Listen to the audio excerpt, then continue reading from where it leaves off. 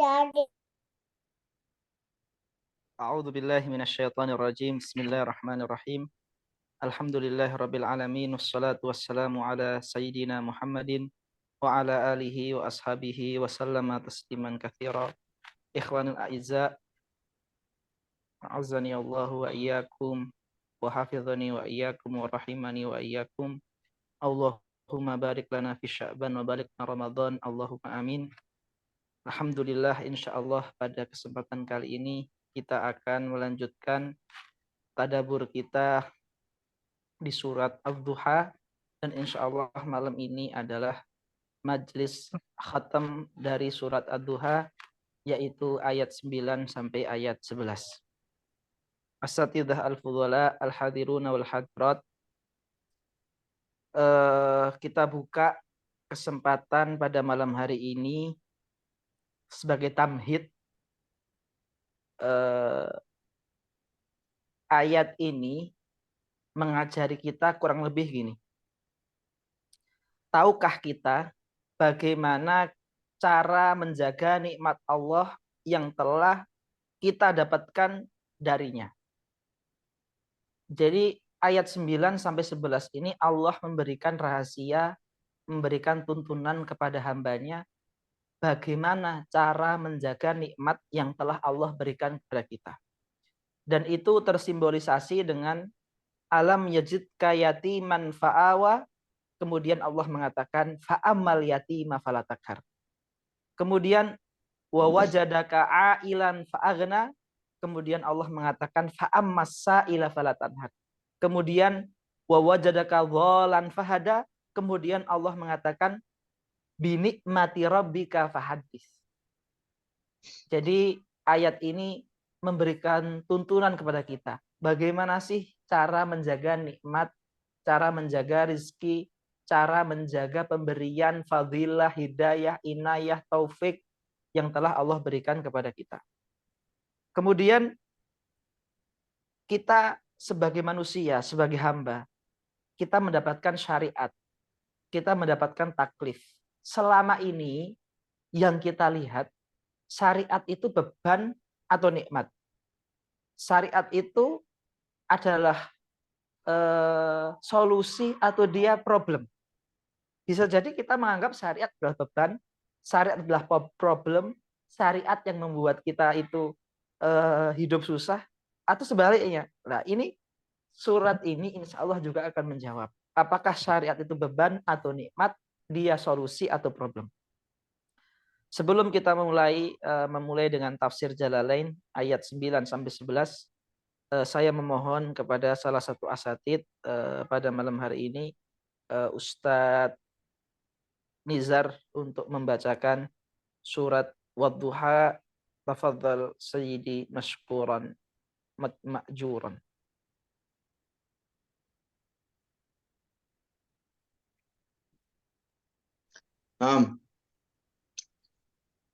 أعوذ بالله من الشيطان الرجيم. بسم الله الرحمن الرحيم. ووجدك عائلا فأغنى فأما اليتيم فلا تقهر وأما السائل فلا تنهر وأما بنعمة ربك فحدث. اللهم ارحمنا بالقرآن. Jazakumullah khair. Amin amin ya rabbal alamin. Jazakumullah khairan katsiran Syekh Nizar.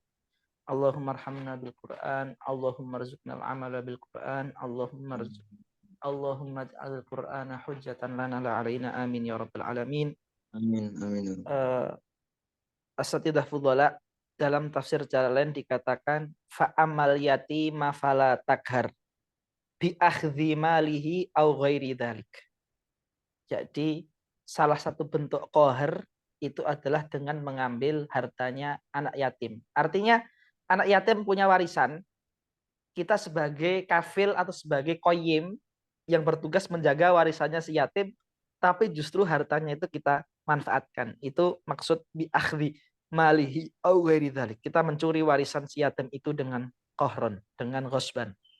Wa amma sa'ila fala tanhar. At-tanhar dikatakan di sini an-nahru itu az-zajru.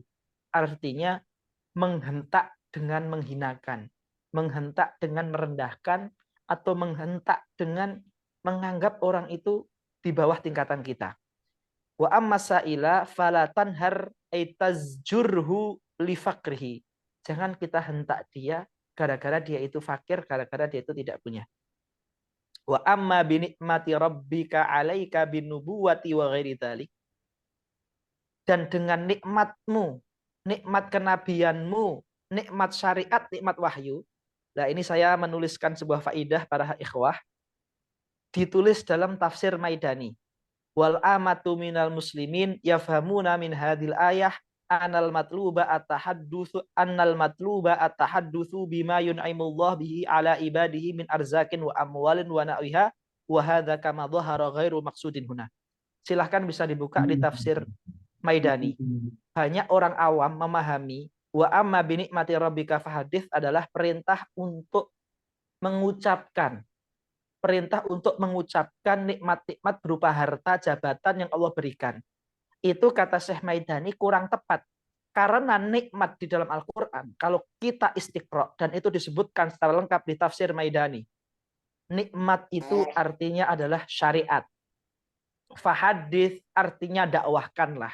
Karena ayat ini turun di Mekah. Mekah itu fasenya bukan fase khutbah, di mana Nabi punya kesempatan untuk berbicara secara luas di depan jamaah. Karena Nabi belum punya power, belum punya kekuatan, belum punya panggung.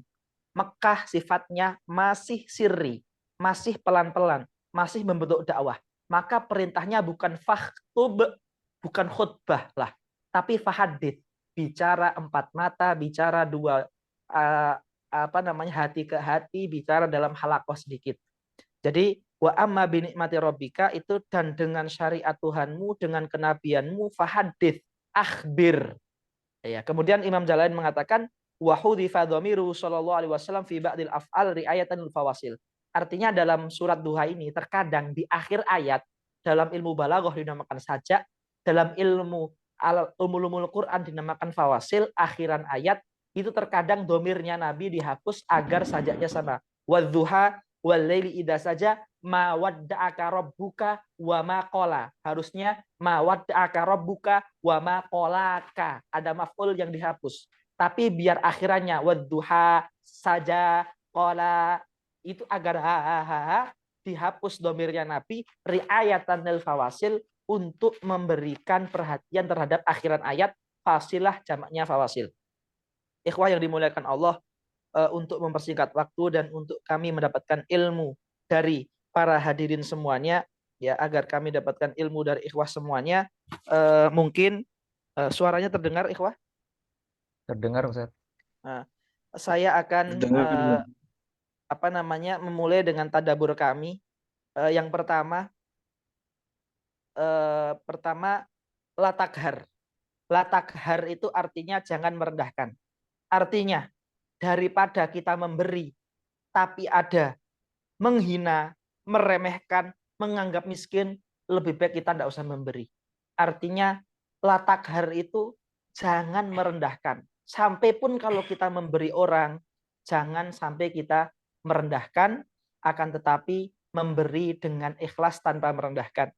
Kemudian nikmat di sini artinya syariat.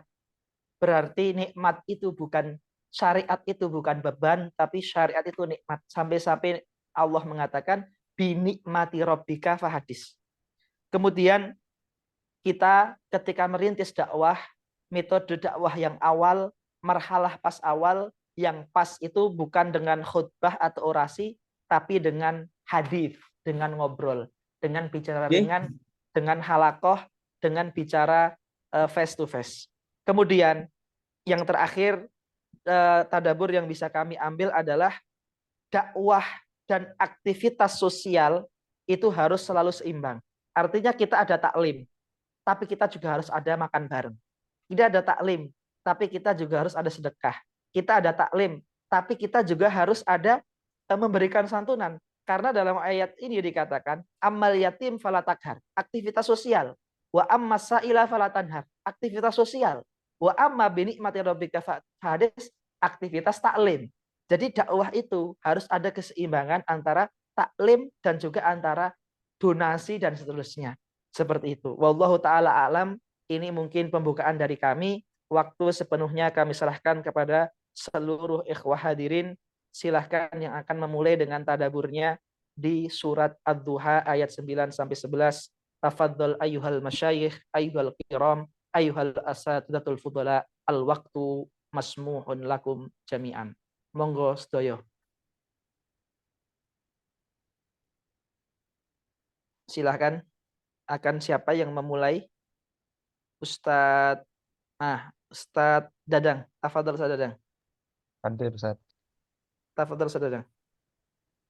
Oke, bismillahirrahmanirrahim. Ini kami ingin bertadabur mengenai ayat-ayat terakhir dari surat Ad-Duha ini, terutama ayat ke-9 dan ayat ke-10. Saudara. Kalau kami memperhatikan itu, Ustaz, kata yatim di sini itu beda posisi dengan kata yatim di ayat sebelumnya. Kalau di ayat sebelumnya, siapakah yang yatim itu? Nabi Muhammad. Yatim karena bingung, karena merasa karena merasa syariat tidak turun, setelah ini saya harus ngapain, dan sebagainya. Artinya yatim secara bahasa, yaitu bingung siapa yang mengurus, siapa yang mengkafalai, dan lain sebagainya. Kemudian yatim di ayat yang ke-9 ini, yatimnya berubah. Yang yatim ini bisa dikatakan orang lain atau spesifik anak yatim atau umat secara umum. Kemudian yang menjadi kafilul yatim itu siapa? Nabi Muhammad.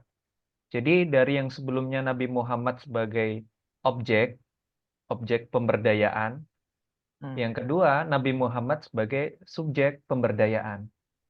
Jadi yang bisa kita ambil di sini, kalau menurut tafsir Zubdatut Tafsir min Fathil Qadir ini, Masya Allah. Syekh Dr. Muhammad Sulaiman Al-Ashqar, beliau juga menyebutkan di sini, ingatlah keadaan dan berikanlah hak anak yatim, dan ingatlah keadaan kamu ketika kamu yatim. Jadi dari ayat ini Allah ingin memperingatkan kepada kita, sekaya-kayanya kamu dulu pernah yatim. Maka kalau kamu pernah yatim, kamu pernah miskin, kamu sekarang berdaya secara ilmu, berdaya secara tenaga, ingatlah kamu dulu itu pernah lemah. Kemudian yang ngasih kekuatan kamu itu saya. Maka kalau dulu kamu sebagai objek, kamu dulu sebagai maf'ul, kamu yang pasif, sekarang waktu kamu untuk menjadi aktif. Jadi kalau zaman sekarang bahasanya zaman dulu kan zakat konsumtif, kalau sekarang zakat produktif. Orang yang dulu cuma menerima zakat, sekarang kalau bisa berdagang dan sampai bisa memberikan zakat. Jadi itu yang pertama. Jadi transformasi Nabi Muhammad yang sebelumnya beliau itu thalib, beliau itu yatim, beliau itu dalam posisi yang sa'il, mengharap kepada Allah Subhanahu wa taala, setelah diberi karunia agama, setelah diberi karunia ilmu, bahkan harta dan lain sebagainya, kewajiban kita sebagai umat yang diberdayakan oleh Allah, yaitu memberikan kebermanfaatan itu kepada orang lain. Untuk poin yang kedua, yaitu kalau kami melihat amalan, Iya. Amalan. Jadi gimana tuh? Kalau ada orang nanya ya, orang awam, minta amalannya dong. Nah, sebentar, suara antum putus-putus aja. Nah. Halo? Ya, lanjut.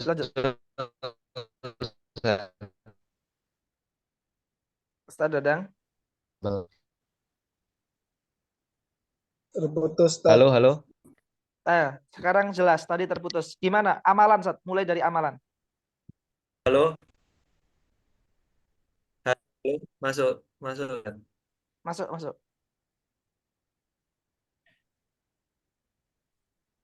Yang kedua ini tentang masalah Amalan. amalan, Ustaz.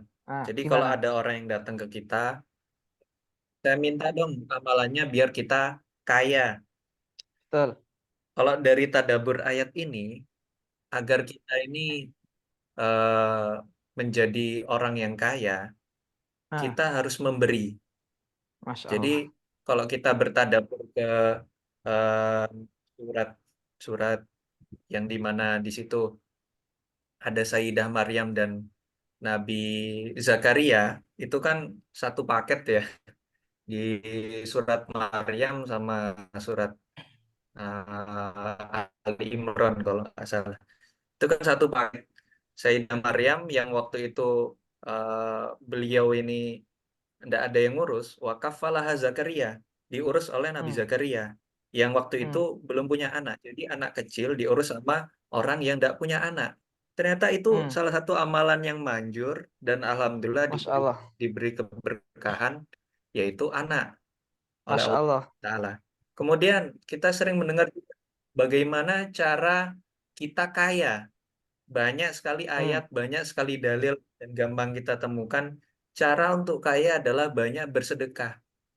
Jadi cara amalan agar kita punya anak, kita menyantuni atau kita Masya ini Allah. menikahi anak orang lain seakan-akan itu anak kita. Masya Allah. Itu lebih manjur kalau dari beberapa hitop konteks yang kita ambil. Kalau Masya kita Allah. Masya pengen Allah. jadi orang kaya, ya sekarang orang kaya itu banyak ngapain? Banyak sedekah. Makanya Masya jadi Allah. orang Masya kaya. Allah. Ini juga kalau semuanya kita eh, nggak pengen jadi orang yang atau kita tolibul ilmi, Zat. Kalau kita eh, Iya. tautkan dengan konteks ilmu. Kita tolibul ilmi, kita santri. Bagaimana sih cara kita biar ilmunya nambah? Ya ngajar. Kalau Masya ilmunya Allah. masih dikit, ya yang penting itu lama kelamaan Allah sendiri yang ngasih taufik. Kita sok-sokan kaya dengan bersedekah, sok-sokan mampu dengan ini dan lain sebagainya. Kita lakukan dulu, insya Allah pada akhirnya Allah yang beri taufik. Karena di ayat ini kan Nabi Muhammad kan diibaratkan seperti anak yatim, seperti orang yang baru memulai dakwahnya, masih kebingungan, masih mendapatkan wahyu di awal-awal dan sebagainya. Tapi Allah meminta beliau agar tidak menghardik anak yatim, agar mengasihi orang miskin.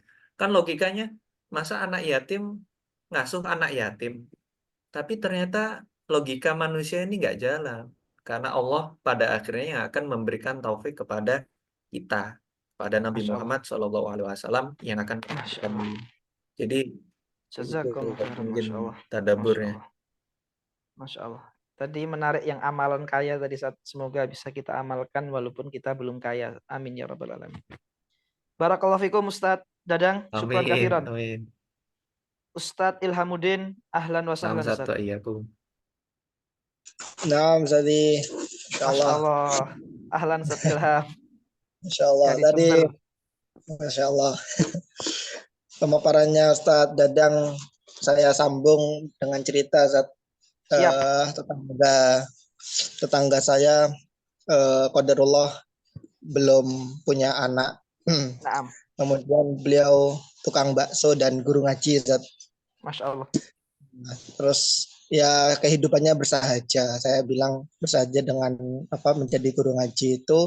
Masya Dan Allah. qadarullah ternyata dari mungkin ya karena amalan yang mukhlis itu, Masya beliau kemarin ini 1 ke 2 bulan yang lalu itu ada yang memberangkatkan umroh, Zat. Masya Allah. Jadi tetangganya yang samping-samping itu yang mungkin ekonominya lebih tinggi, ternyata Allah memberikan karunia dengan mungkin keikhlasan beliau karena sebagai kunci, insyaallah. Kemudian dari tadabur yang tadi ayat 11 yang wa amassaila falatanhar. Di tafsir Al-Biqai Nuzumud Durar fi Tanasubis Ayat Waswar, di situ disebutkan bahwasannya ada dua sa'il di situ, ada sa'ilul ilmi wa sa'ilul mal. Nah, saya fokus ke sa'ilul ilmi. Mungkin sa'ilul ilmi kan konteksnya umum. Ada bisa jadi itu anak kita sendiri, bisa jadi itu murid kita, bisa jadi orang lain yang awam. Nah, terkadang kita nggak bisa menduga atau kita nggak bisa menebak ini soal yang dilontarkan itu adalah soal hanya untuk mengetes atau hanya itu kita nggak tahu. Cuman dalam hal tersebut ketika kita dilempari suatu pertanyaan, maka kita tidak boleh punya prasangka apapun untuk justifikasi. Tapi kita ya memperlakukan pertanyaan itu seakan-akan kita memang diajukan suatu pertanyaan tanpa harus menjustifikasi pertanyaan itu. Masya Allah, itu pertanyaan yang hanya untuk mengetes dan lain sebagainya. Luar biasa, Masya Allah. Begitupun mungkin ke anak kita juga. Ini kadang-kadang kita kan nggak sabar untuk menjawab pertanyaan anak-anak kita. Masya Allah. Mungkin jadi itu, diambil dari ayat itu perintah untuk sabar terhadap pertanyaan anak gitu, Ustaz ya. Mungkin seperti itu datangnya. Masya Allah. Tadi juga menarik Ustaz, bahwasanya kadang itu kan kalau dalam fikih itu namanya as-su'al al-muta'anid, pertanyaan untuk menguji. Itu terkadang kita kan nggak tahu ya bagaimana menyikapinya. Tapi ternyata dari yang antum paparkan dari tafsir Biqai, walaupun bentuk pertanyaan itu ta'anud, tetap kita tidak boleh suudon gitu, Ustaz kan? Gitu kan? Mengambil dari keumuman walatanhar itu. Jazakumullah khairan katsiran, faedah azimah, nafa'anallahu bikum wa syukron. Ustadz selanjutnya Ustadz Nizar Ali. Ahlan wa sahlan Ustadz Nizar, silahkan. Namzat, barakallahu fikum. Pertama Ustaz, ini tadi menarik Ustaz Ilham. Iya. Kalau kita lihat wa amassaila falatanhar tentang pertanyaan ilmu. Itu kan ini saya tanya juga Ustaz. Itu sa'il itu kan bisa dari kata salah ya silu ya. Atau tanhar itu kan larang, tapi kan ada hubungan dengan nahrun enggak Ustaz kira-kira, sungai? Ya ada. Ya. Karena nahrun itu itu artinya syakun, sesuatu yang digali, yang digerus, itu namanya nahrun. Maka nahrun itu artinya aslinya gerusan. Hubungannya dengan nahrun artinya menghardik, itu orang yang menghardik orang lain itu dia sedang menggerus hatinya dia, menyakiti gitu loh. Artinya berarti aliran air sungai itu nggak bisa kita bendung, Ustaz. Bisanya kita alirkan ke tempat yang lain ketika dia nggak bisa ngalir yang lain. Nggak bisa kalau kita bendung, kita tahan. Iya.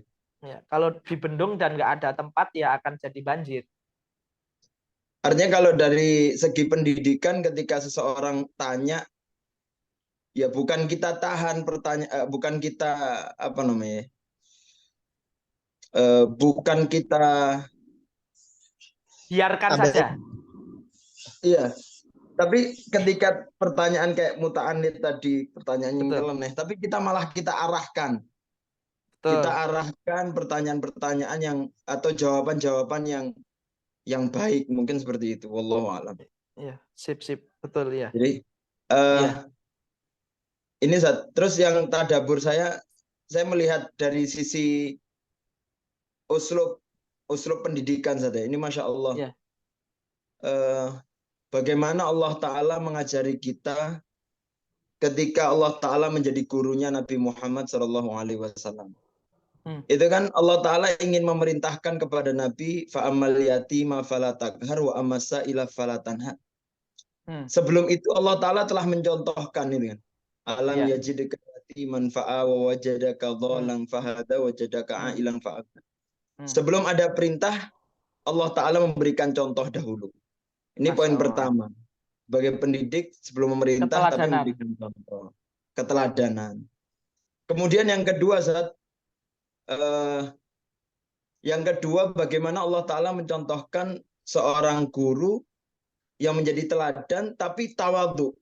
Dengan Allah Ta'ala menggunakan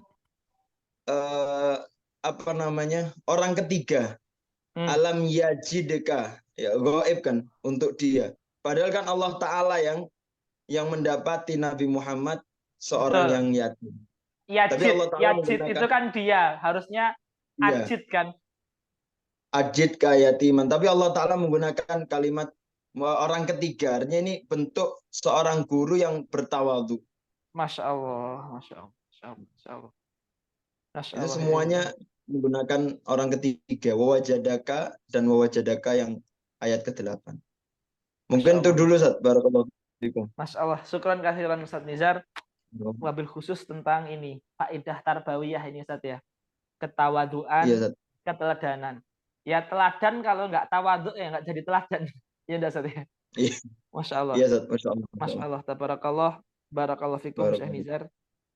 Selanjutnya ada Ustadz yang lain. Ini ada Ustadz, saya mungkin ingin menunjuk ya sebelum Ustadz Afza, coba Ustadz Afza memberikan ilmunya. Ustadz, monggo Ustadz Afza.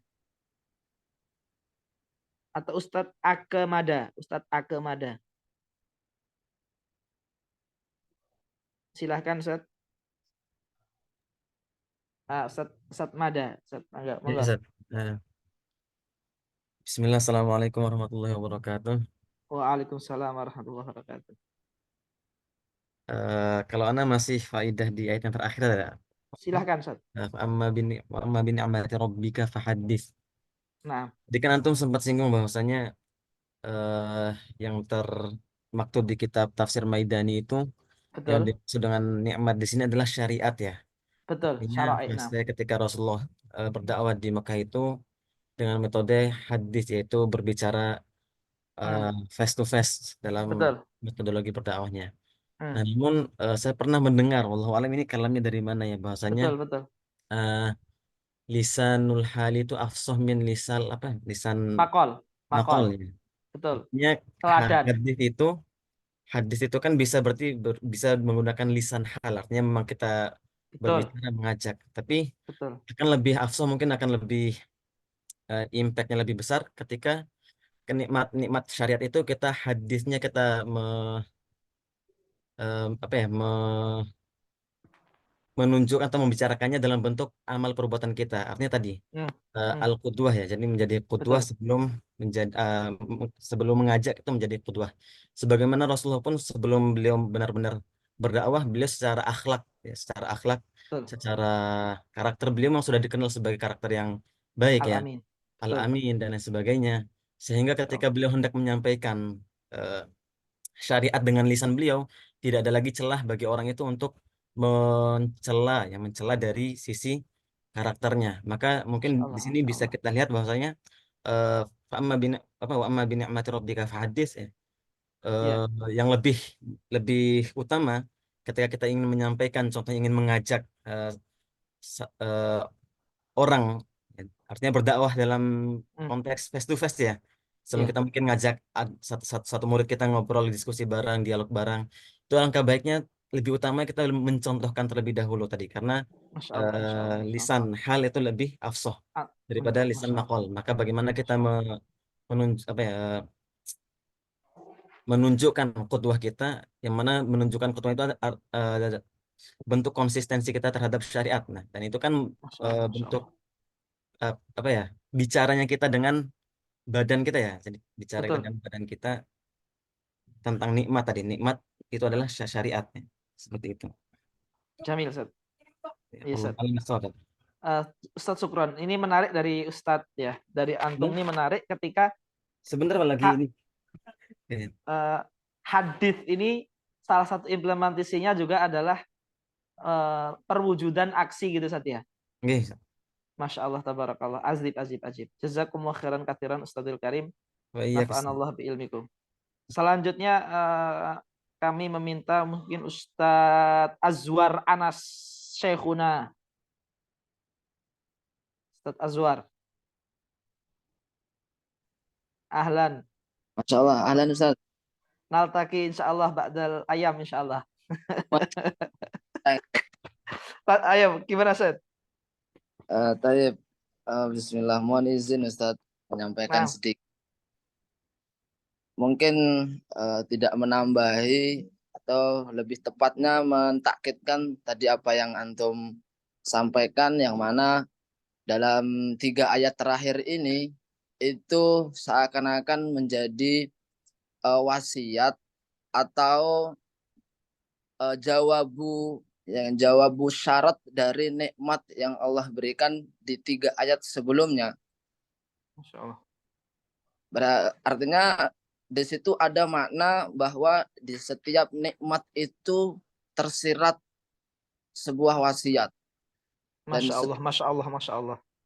Nah, dan di setiap rezeki tentu ada konsekuensi. Masya Allah, Masya Allah. Maka kalau misalnya orang memahami ini, dia sadar terhadap nikmat-nikmat Allah yang bahkan tidak bisa terhitung, ya kan, itu, maka kita harusnya juga sadar bahwa apa yang sudah kita berikan atas nikmat-nikmat tersebut. Kita diberi nikmat mata. Nah, pesannya apa? Wasiat terhadap nikmat mata dari Allahnya apa? Masya Allah. Kita diberi nikmat ilmu, ya, diberi nikmat ilmu, diberi nikmat harta. Lantas pesan wasiat apa yang sudah kita tunaikan? Masya Allah, tabarakallah, Masya Allah, tabarakallah, Masya Allah. Maka sehingga dan ini juga diperkuat bahwa fa'ammal yatima fala takhar. Amma di sini kalau dilihat dalam kitab tafsir, ya, terutama yang membahas tentang lugawi, itu ada makna syarat di situ. Fa'amma. Maka takhar itu adalah jawabus syaratnya. Masya Allah, Masya Allah, Masya Allah. Dan terakhir di ayat terakhir, Ustaz, lagi-lagi tertarik juga di ayat terakhir itu, wa amma bi ni'mati rabbika fahaddits. Lagi-lagi juga menekankan saja, yaitu bahwa tidak semua nikmat itu akan baik ketika misalnya terlalu sering di-share, terlalu sering dipamerkan. Kadang boleh kita punya nikmat kemudian diceritakan, ya, ketemu di samping kanan dengan ceritakan samping kanan, ketemu orang di samping kiri ceritakan samping kiri, bahkan berjalan cerita tentang nikmatnya. Nah, dikhawatirkan lama-lama itu akan justru malah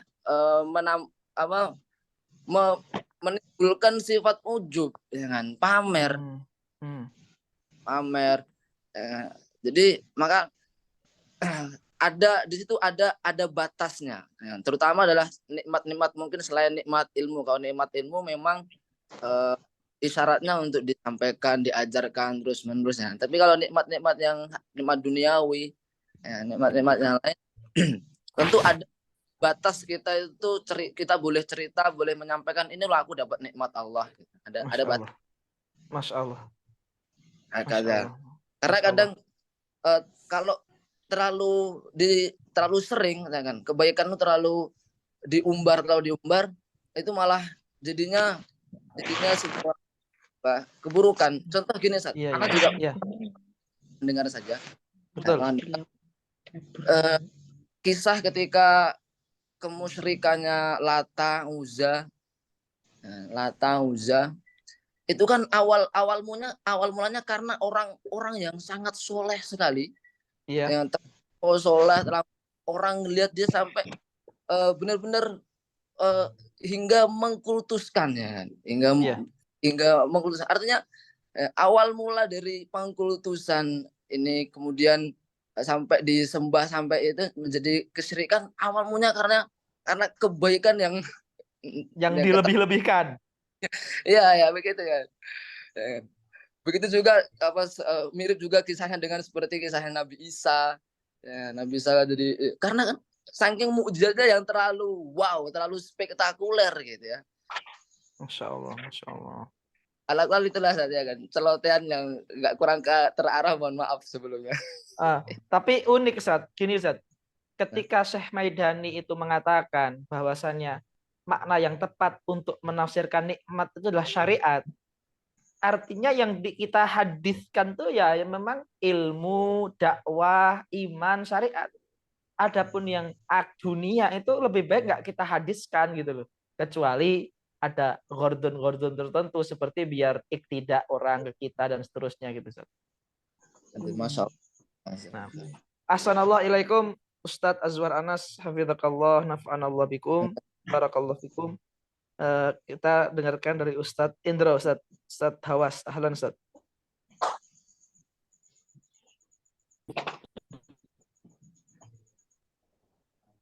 Ahlan wa sahlan.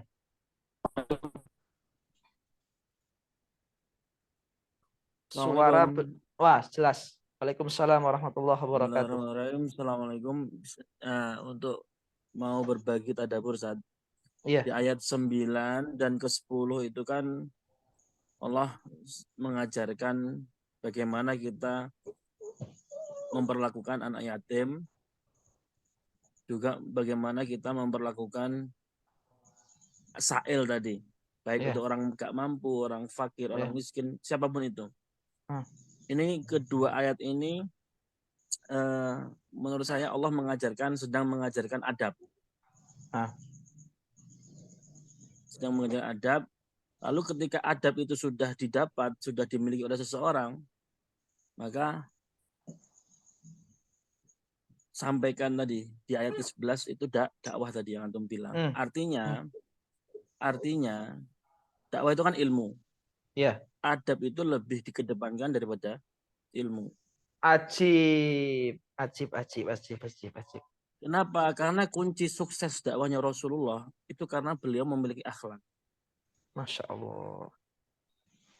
Bayangkan saja kalau bagaimana, tidak mungkin, kita nggak kebayang ketika Rasulullah tidak bisa menjadi uswah, nggak mungkin agama syariat itu sampai saat ini. Masya Allah. Gitu kan? Masya Allah. Seperti itu. Karena orang yang menerima dakwah itu pasti dia melihat kepada sang pembawa itu tadi. Seperti itu. Maka ini bagus juga bagi santri-santri di pondok itu untuk dibekali istilahnya apa ya, ilmu-ilmu tentang kemasyarakatan. Jadi jangan sampai dia setelah lulus, baik itu dari Timur Tengah sekalipun, pulang-pulang langsung dakwah di kampungnya, langsung dakwah. Jamil. Dia harus mengenali dulu, dia harus mengenali masyarakatnya. Bahkan ini ada yang saya temukan ya di Taklim Muta'alim. Itu kan kita kan harus mengambil istifadah dari kiai-kiai sepuh lah, ya kan ya. Iya. Itu ada kan ya. Aukor. Nah, itu saya pernah sampaikan ke santri-santri. Kalian itu kalau misalkan mau kemanapun menuntut ilmu, paling enggak kalian tuh harus mengenal kiai-kiai yang ada di daerah kamu, di negara kamu. Sehingga pulang kalau ada menemukan hal-hal yang berbeda, pendapat dan sebagainya dari kiai-kiai tersebut, kamu udah tahu kedudukan kiai itu bagaimana, dakwah mereka bagaimana, sehingga kita tuh bisa lebih bijak dalam bersikap itu, Ustaz. Betul, sangat betul sekali. Kan sekarang muskilan gitu. Di kampung itu misalkan, di kampung itu kiai yang sangat disegani, dia rajin sedekah, dia baik banget di kampung itu. Tapi ada suatu ketika pendapatnya berbeda dengan kita dengan PD-nya langsung mengatakan kiai itu ini tanpa tahu latar belakangnya dia di masyarakat bagaimana. Akhirnya tersisih kita. Betul. Jadi adab itu betul-betul harus kunci sukses dakwah itu, ya kita harus memiliki adab. Masya Allah. Dan di masyarakat itu. Masya Allah. Adab kita bukan ketika majelis, tapi di luar majelis itulah yang lebih penting. Masya Allah, tabarakallah, Masya Allah. Ya, dia adabul alim wal muta'al. Ya. Fadal, Syekh. Fadal.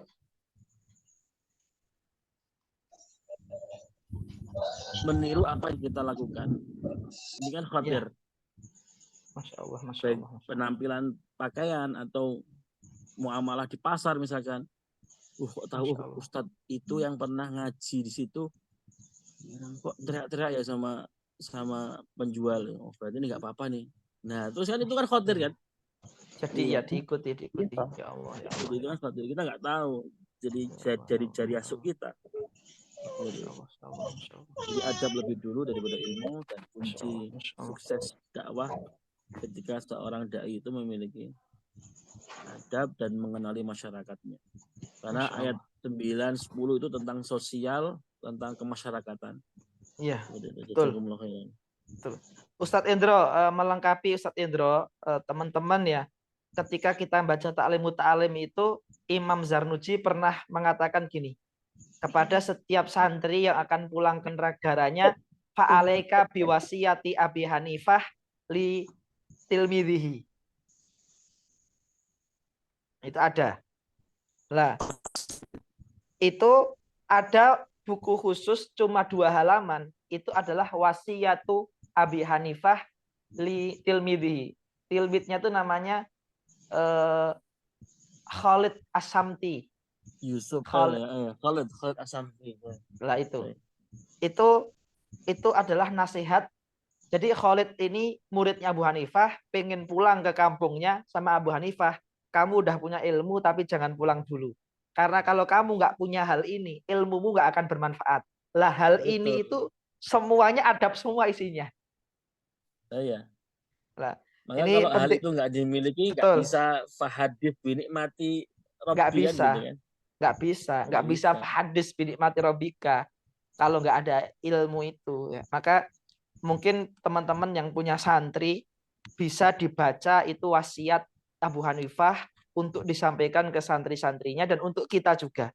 Kebetulan kami sudah mensyarah mentaklik itu, nanti saya sharekan PDF-nya insya Allah di grup. Oke, Barakallahu fikum Ustadz Indro, Hafiz Jidan, Nafi' Jidan. Selanjutnya ikhwah silakan Ustadz Yudo atau Ustadz Ilhamuddin, monggo.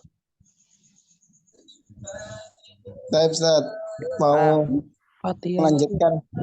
Tadi ada yang menyampaikan tentang nikmat tadi. Ya. Di ayat terakhir itu, Masya Allah, Allah menyebutkan lafaz wa amma bi ni'mati rabbika. Betul. Nikmat dengan mufrad bukan jamak. Betul. Ya. Ternyata saya pernah baca, saya lupa di tafsir mana itu, di ayat yang wa in ta'uddu ni'matallahi la tuhsuha. Allah juga menyampaikan satu nikmat. Nah, kemudian dalam penjelasannya memang dari faidah itu adalah betapa satu nikmat Allah saja kalau kita hitung itu sangat-sangat banyak sekali kalau dijabarkan. Sehingga memang dari satu nikmat yang kita dapatkan itu kita harus selalu mensyukurinya, terutama nikmat ilmu, nikmat amal dan lain sebagainya. Mungkin itu Ustaz dari kami.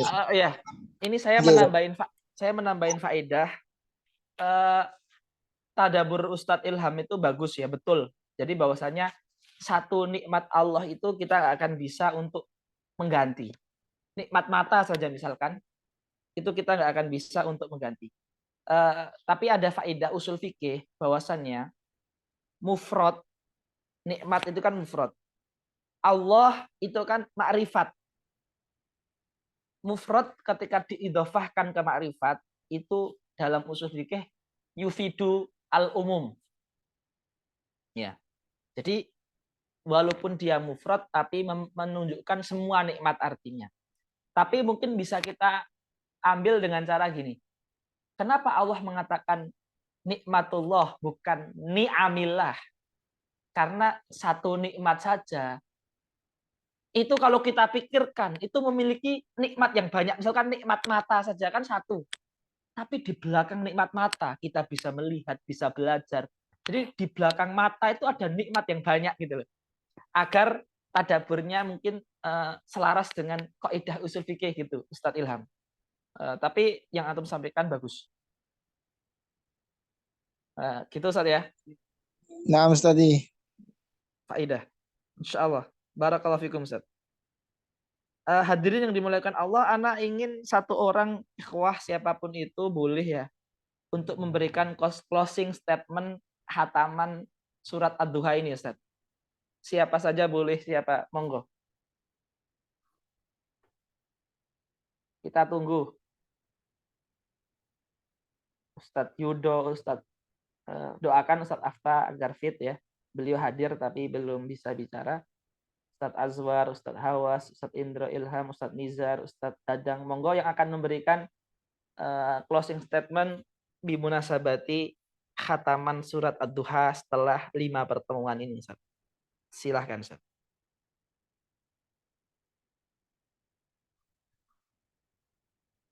Silahkan. Nah, Ustadz Indra, monggo.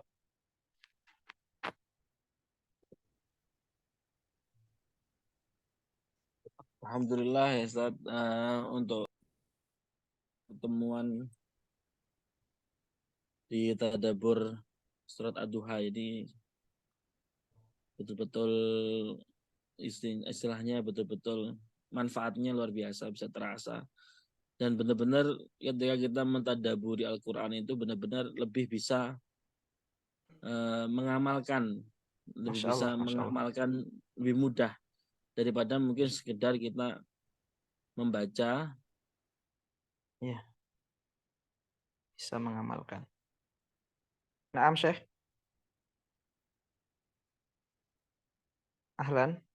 Ya, jadi tadabbur ini membuat kita itu lebih mudah dalam mengamalkan Al-Quran gitu, Ustaz. Daripada hanya membaca atau hanya membaca sekilas tentang artinya saja. Karena kan tadabbur kan lebih mendalam lagi kan. Betul. Dan benar-benar kita bisa meresapi di setiap aktivitas kita seperti itu. Contoh beberapa selama tadabbur ini gitu, beberapa hal ya dialami ya, saya alami sendiri. Yang dalam artian gini, 2 minggu yang lalu itu satu keluarga saya sakit semua. Masya Allah. Iya, Ustaz. Anak-anak pada sakit semua. Kalau malam itu kan pasti rewel kan ya, kalau orang anak sakit itu kan pasti rewel malam ya. Itu di situ saya pakai tadabburnya. Besok itu pagi. Insya Allah besok sembuh. Lebih baik lagi keadaannya.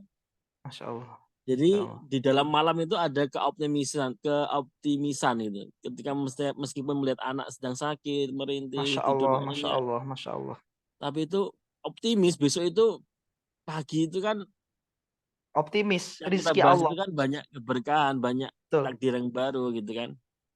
Ya. Ternyata qadarullah pagi itu masih belum, tambah lagi malam yakin lagi pagi itu belum lagi. Sampai saya gini, pagi yang keberapa ya Allah kasih jawaban gitu. Ternyata Ustadz di pagi yang ke-7 kalau nggak salah itu, ketika saya bawa periksa anak saya ke rumah sakit, ke IGD, ternyata dia diperiksa, ternyata kena demam berdarah, tetapi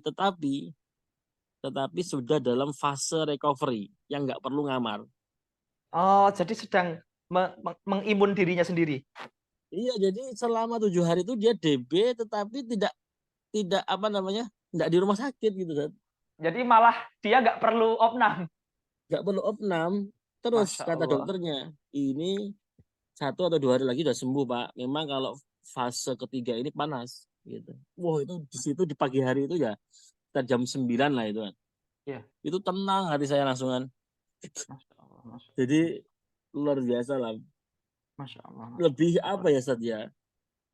Kalau setiap kejadian kita kaitkan dengan Al-Quran itu lebih berkah. ada